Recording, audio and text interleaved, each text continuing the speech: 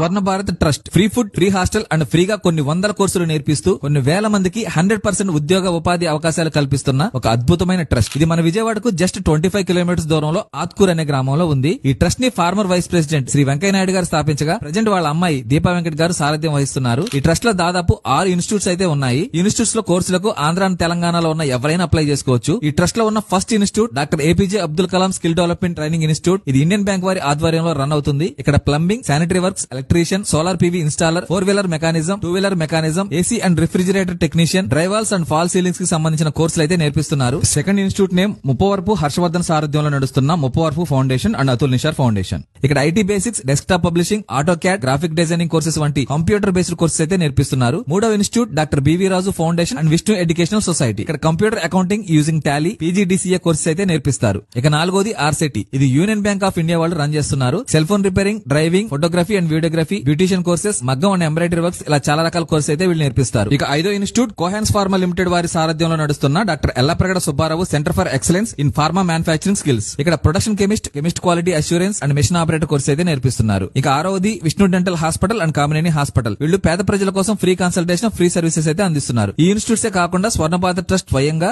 Nurse training, hotel management లాంటి కోర్సులు కూడా నేర్పిస్తున్నారు. స్క్రీన్ మీద డిస్ప్లే చేసిన ఫోన్ నంబర్ కాల్ చేసి అప్లై చేసుకోండి, లేదా ఈ క్యూఆర్ కోడ్ ని స్కాన్ చేసి కూడా అప్లై చేసుకోవచ్చు.